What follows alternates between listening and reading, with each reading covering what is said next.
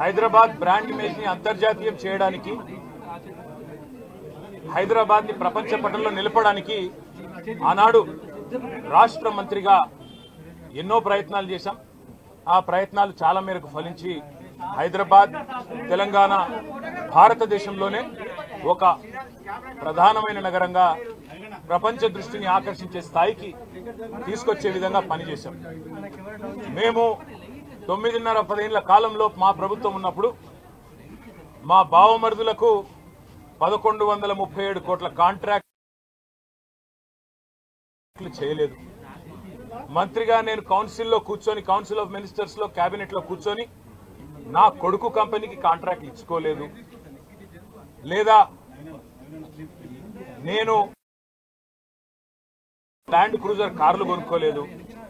ఆ పనులు రేవంత్ రెడ్డి గారు, ఆయన మంత్రివర్గ సహచరులు, ఆ సాగు తెలివితేటలు, ఆ అవినీతి తెలివితేటలు వాళ్ళకే ఉన్నాయి. నేను 50 లక్షల రూపాయలతో ఎమ్మెల్యేలను కొనుగోలు చేయడానికి పోయి దొరికిపోయిన దొంగను కూడా కాదు. నేను నిఖార్సైన తెలంగాణ బిడ్డను. ఏ పని చేసినా తెలంగాణ కోసం, హైదరాబాద్ ప్రతిష్టలు పెంచడం కోసం చేశాను. అర పైసా అవినీతి కూడా నేను చేయలేదు, చేయబోను. సరే, ఈ కొంచెం ఉర్రకుండా ఆగలుగుతారా?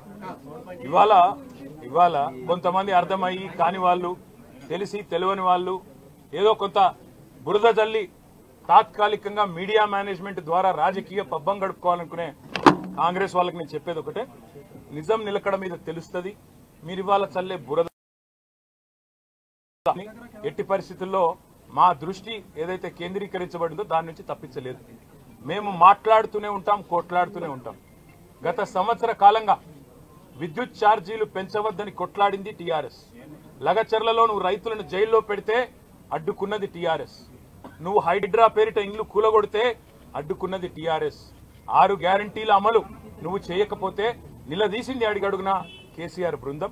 తప్పకుండా మా దృష్టి మేము మళ్ళించాం. నువ్వేదో నా మీద కేసు పెట్టి నన్నేదో చేసి దానివల్ల మా పార్టీ క్యాడర్ను, మా నాయకత్వాన్ని నువ్వు దారి మళ్లింపు, దృష్టి మళ్లింపు దిశగా ప్రయత్నం చేస్తాను అనుకుంటున్నావు రేవంత్ రెడ్డి.